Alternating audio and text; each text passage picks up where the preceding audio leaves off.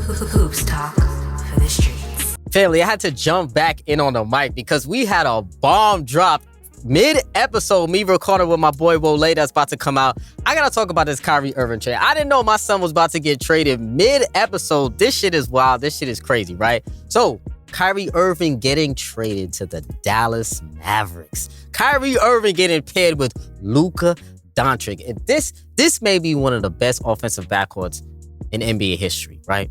Offensively, I said. Keyword, offensively. Now, when we talk about the fit, before we let me go over the trade. Kyrie Irving, Spencer Dinwiddie, for Dorian Finney-Smith for 2 picks. It came after, the 25th hour on a Sunday afternoon, dropping a Woj bomb on us. Listen, let's talk about the fit right now with Kyrie Irving and the Dallas Mavericks, right? Now, obviously, the Mavericks have upgraded. It's a major upgraded from Spencer Dinwiddie over to Kyrie Irving. Now, when we talk about the fit, right? Obviously, Kyrie's going to start, most likely at the 1, but he usually plays at 2. He doesn't facilitate as much. Obviously, Luka's going to stay in the same role, the 1 and the 2, being the primary facilitator. Maybe they're starting Bullock with him. Christian Wood is still there, clearly, so he's going to be there. And then they're going to have to replace Dorian Finney-Smith's production because he's an integral part of that team. He's one of their main perimeter defenders on that team. Then they got JaVale McGee. They have a couple of other smaller pieces, but the fit is crazy, family. I don't even know what to think right now because offensively, it works because Kyrie Irving can do the same things, step into the same role that Spencer Dinwiddie has been playing, but do it better. That's why. It's been working for the Dallas Mavericks, somewhat. This year, they haven't been as good as they projected to be. Last year, it clearly worked with Spencer Dinwiddie taking over as that second offensive option and them actually going to the Western Conference Finals now. But with Kyrie, this is about to be a motivated Kyrie the Dallas Mavericks are getting. And with J. Kidd at the helm, I saw that J. Kidd was the main person really pushing for this Kyrie Irving deal. This is about to be crazy right here. So the Dallas Mavericks now, they have to make the playoffs, number 1. They're currently, still jockeying for position right now. Luka's about to come back from injury. He hurt himself a little bit the couple of games before. So Dallas, I think, right?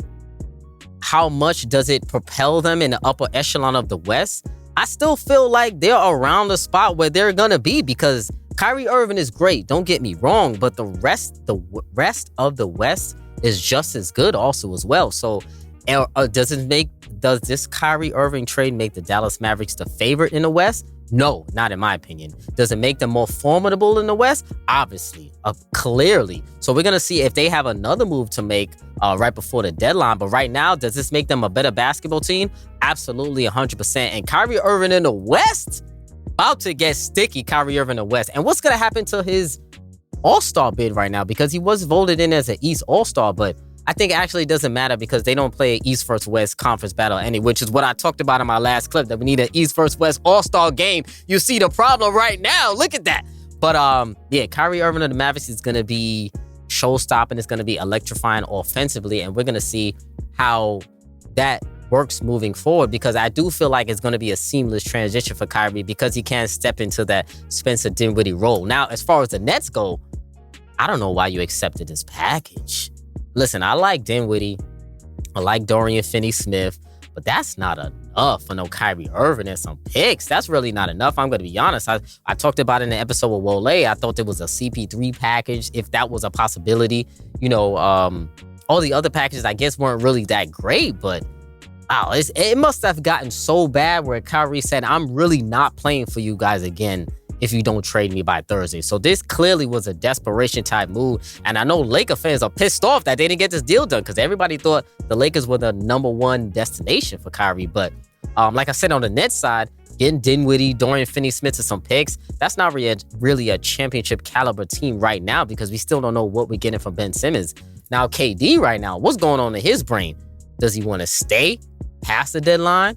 Does he want to hold off until the offseason and then he's out? Or is it probably a conversation right now he's having with Nets management and saying, listen, at the end of this offseason, I'm out. You did this trade. This solidifies me leaving the franchise by trading Kyrie Irving and getting back pieces that's not adequate enough for a championship chase. So if I'm KD, I'm asking out right now, but maybe I'll hold off until the summer. We'll see how it goes. But Lord knows what's about to happen with the Nets, and I got to dive into this a little bit more. But this is a blockbuster trade. right in the middle of the season, right before the deadline. And we're going to see how the Dallas Mavericks and how the Brooklyn Nets move forward with this blockbuster trade. And there's more fireworks to happen in the NBA. The trade deadline is about to happen, family.